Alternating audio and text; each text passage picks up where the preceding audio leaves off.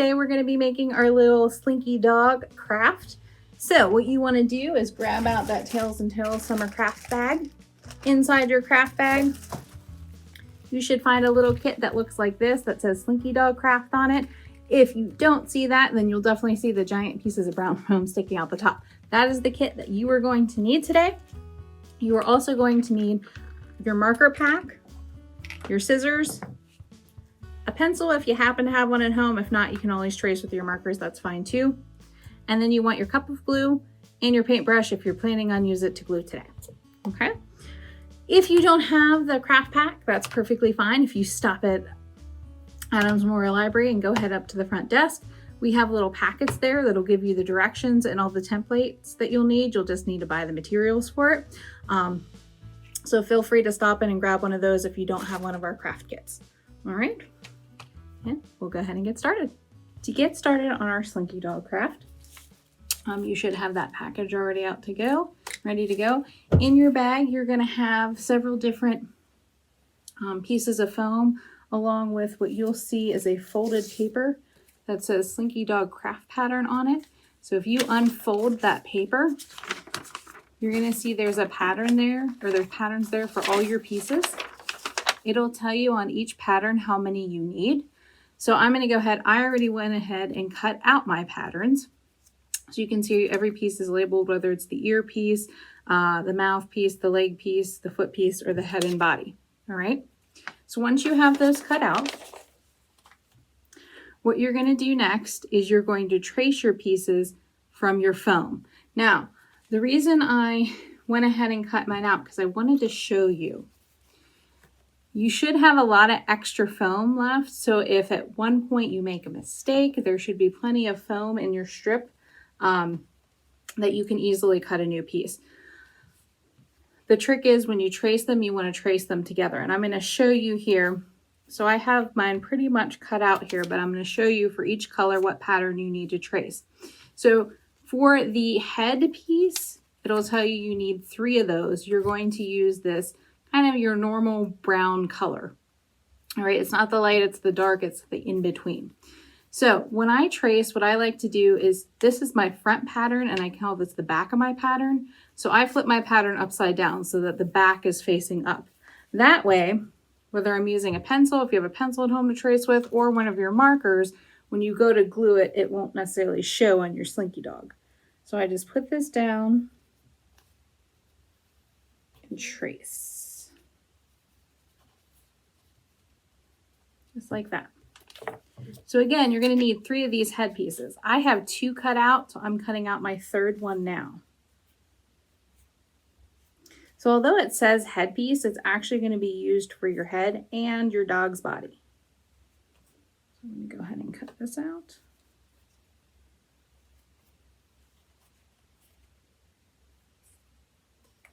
Okay, so the only thing that's going to really get cut out of this brown color, unless you choose to do your dog differently, is going to be the headpiece, which you will need 3 of. So you can see I have 3 here. The next piece is going to be your mouth and your actual feet. All right, that's going to be cut out of the lighter, almost a tan color. So you're going to see there's a mouthpiece pattern that says you need 1, and there's going to be one that says foot piece. You want the foot piece one, not the leg piece for this, the foot piece. And then you're going to see it says you need 4 of those. So you're going to use your light tan, put those down. Like I said, I traced them upside down.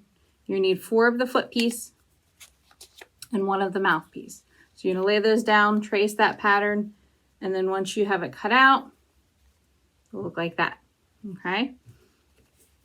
Next up, you have your ear and your leg piece. Now, for the ear and the leg piece, that's where I use the darker brown. So for those ones, for the leg piece, again, you'll see on there, it says you need ×4, so you need 4 pieces of this. So I just trace them upside down, put 4 down, trace them, and you can see how much I have left after cutting out 4 legs and 2 ears, almost enough to do a whole nother pattern. All right, so that, when you're going to cut 4 leg pieces, not the foot piece, the leg piece. All right, and you can see I have 4 cut here. And then the ear piece, again, if you don't want your tracing lines to show, so whether you use the marker or the pencil, I find it best to trace with the earpiece so for the one ear, I trace the pattern upside down. For the other ear, I trace the pattern kind of right side up. So my writing was showing in the one ear I traced, and then I just flipped it over and traced it that way. That way, because when you glue your ears on your dog, you're going to be seeing they're going opposite directions. So that's really the only piece that I traced slightly different was the earpiece. Okay, you can see I have my 2 ears here. And then the last piece you have there is kind of the tiniest one, but it's the nose piece. And it says nose piece on. You only need one of those. You should have a little square, or some of you have a rectangular shape, but square rectangular shape of this little black foam. That's what you're going to use to cut out your nose. Okay, so that's how I got all my patterns. Once I have these cut, the next thing that I want to do is go ahead and take out my glue cup. And if I'm using a paintbrush, just a reminder, if you're using the paintbrush that's in your kit, make sure if you want to use it for anything else, you want to make sure as soon as you're done, go and rinse it really, really well in hot water. All right, that'll help get that glue out so you can use it for future projects to paint. All right, and then you'll see in that pack, you also should have had 2 giant eyeballs. So once you have this stuff, you're ready to go ahead and start putting your dog together. All right, you'll see that there's also 2 pieces of pipe cleaner in there. You won't quite need those yet. Those will come later.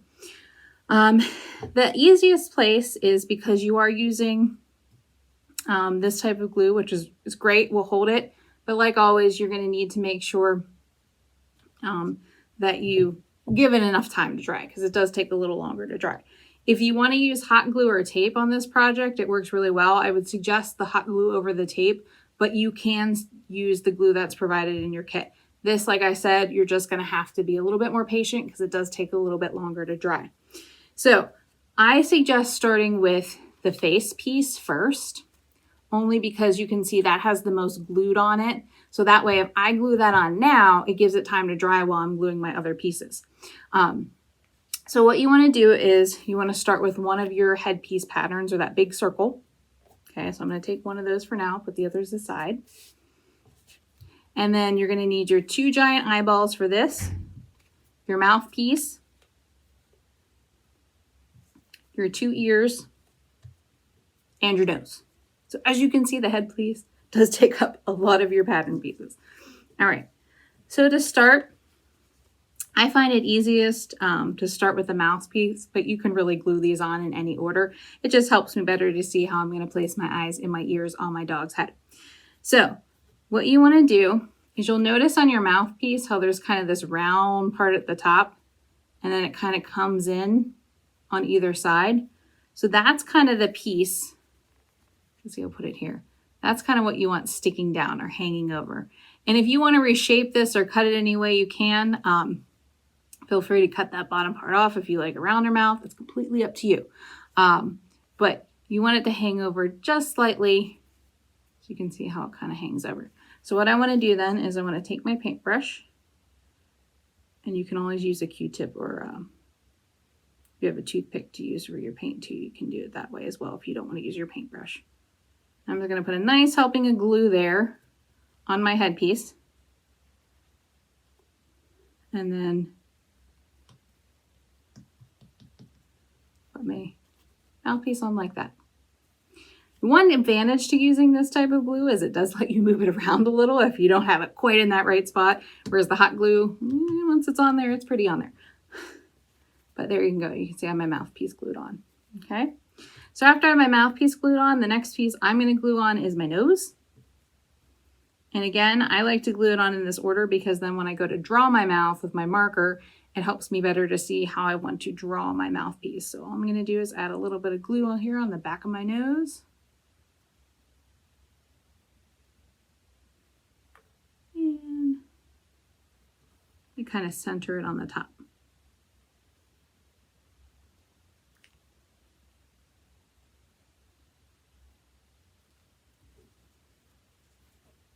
There you go. Okay, and again, don't worry about the white. It will dry clear, so you will not see that. Okay, so then the next piece that I'm going to do is put on my ears. So, and again, when I told you about tracing this pattern opposite, you can see why, because your earpieces will go on opposite. All right. And then I find it easier to glue the ears onto the back of the head.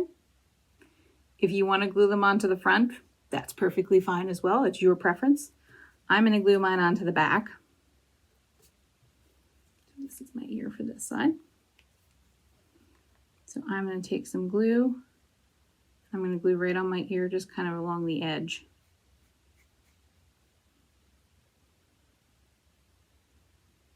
And you want to be a little bit more generous or really put some more glue on there. So it really takes a hold. And I'm just going to kind of place it, and you can angle your ear. You can hang it straight down if you want it to go out to the side a little bit. And like I said, if there's excess glue, you can always just wipe it off, or it will dry clear. Okay. Then I'm going to do the same thing with my other ear. And again, you can position the ear so that the ear sticks out a little more to the side, hang straight down, however you want your dog's ear to go.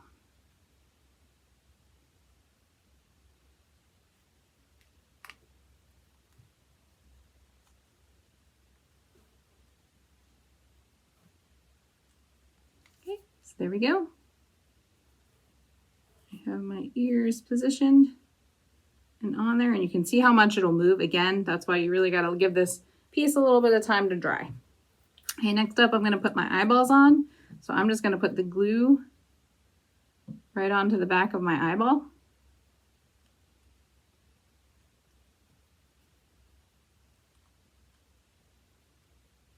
And I'm going to position mine right up above, a little towards the center and right above the mouthpiece.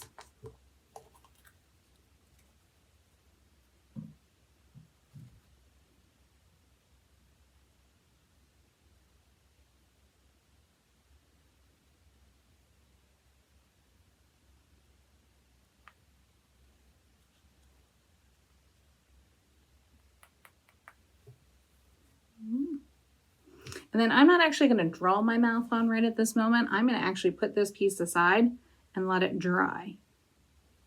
So I'm going to slide it off to the side there. So there's the head piece. All right, next up are the two body pieces. So those are your two other regular brown circles there. And what is going to go on these are going to be your leg and your foot pieces. So I'm actually going to do, I'm not going to glue the legs right onto the body. I'm going to glue the leg and the foot piece together first, again, so it gives it some time to dry. So I'm going to put these just off to the side for now. And I'm going to focus on my leg and my foot pieces. So what I want to do here is, and again, it's your preference. You can either glue it with your foot on the front or glue it with the foot behind, so however you like. Personally, when I'm doing my front feet, I like to glue, or my front legs, I should say, I like to glue the foot on the front. So that's what I'm going to do. I'm just going to put a little bit of glue at the top of my foot piece.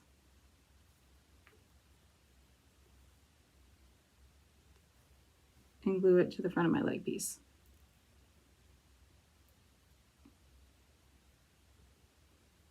And even after it dries, if you decide you like it glued the other way, you can just flip that baby over. All right, but there you go. So I'm going to go ahead and do feet. I'm going to take another leg piece. And then these should all pretty much be the same, so it really doesn't matter, you know, what foot piece you glue to what leg piece, because you're tracing from the same pattern, so they're all going to be pretty much the same. Go ahead and glue these and get my two front legs put together and my two back legs.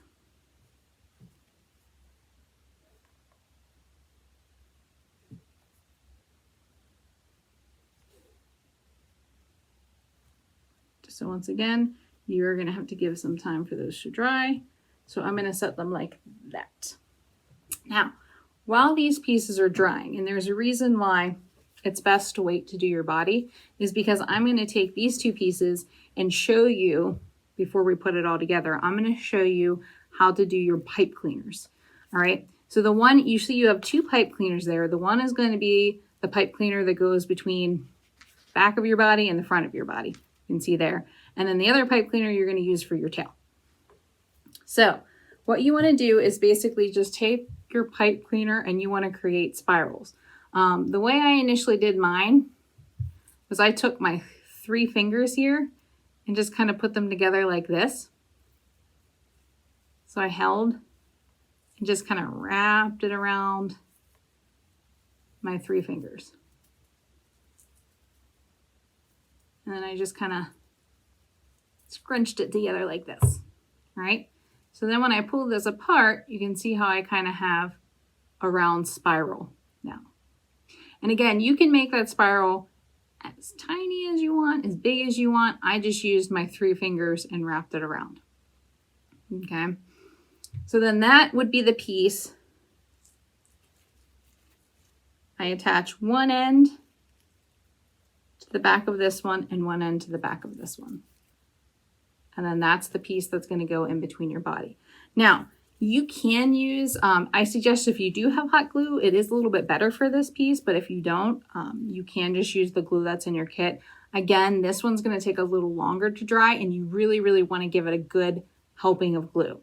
Now, you may want to, if you're doing the hot glue, it's fine to do the body piece first. If you're using this glue or any other type of glue, I would suggest doing the tail before you glue the 2 body pieces together. So I'm going to show you how I did the tail. The tail you can see has a little bit smaller of a spiral I did for my tail. So for this one then, I just used 1 finger and wrapped it around. And if you want your tail to be longer or shorter, you can always cut the pipe cleaner. It's completely up to you. Okay, I scrunched it up a little bit. And then when I pulled it off my finger, I had a slightly smaller spiral, almost like a little pigtail. And of course, there's always that one little end piece that does not want to just spiral correctly. But that's okay. Okay, so you have a spiral like that. And every spiral will look different. Yours may not look exactly like mine, and that's perfectly fine. All right, so the next thing is you're gonna see is I used a hole punch to punch mine. I realize that you guys may not have a hole punch, and that's fine. You can also use your scissors because you literally just wanna take, so you wanna open them up like this, and you wanna go probably towards the top of your round piece here, and just kind of work that scissors into it. All right, so what it is going to create a little hole there. Now you can see I didn't go right to the top. I did leave a little space because you're actually just going to wrap that pipe cleaner through. Let me see, sometimes pencil will work too, just to give it that little round shape. But there you go. So there's a little hole there in the top. And then what you want to do is take one of the ends of your pipe cleaner and stick it through the hole.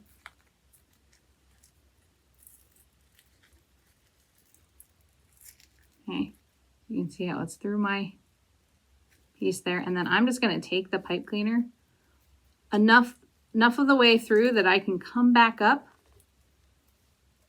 You have it there, and I'm just going to wrap it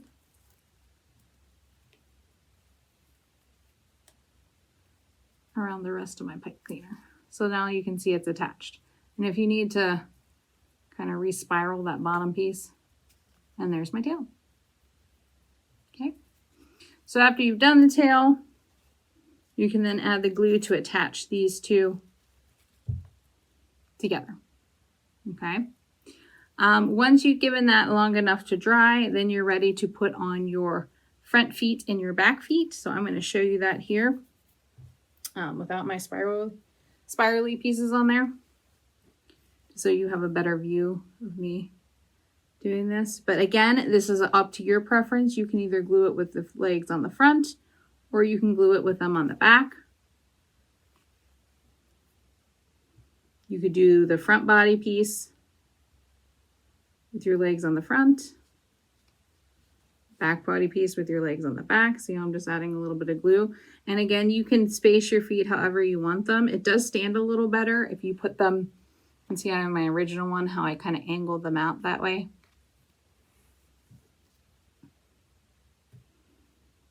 And you'll note, you may be noticing that on my sample there, I did use all of one color. That was because my dark brown had not quite come in yet. So that's why you can see I'm using the darker brown here. I do like the darker brown because I do think it gives it a little bit more contrast.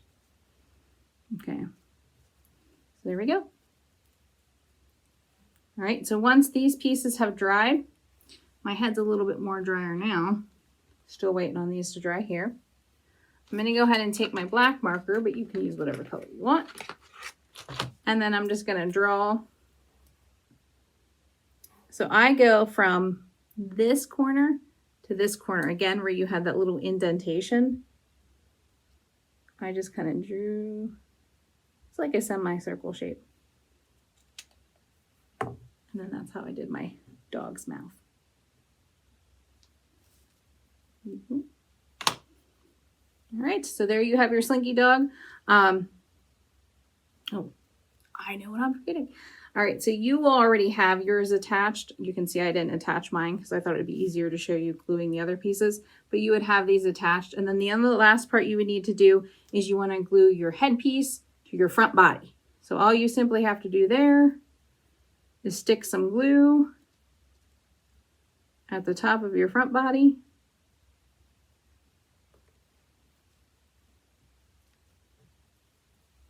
And attach your headpiece.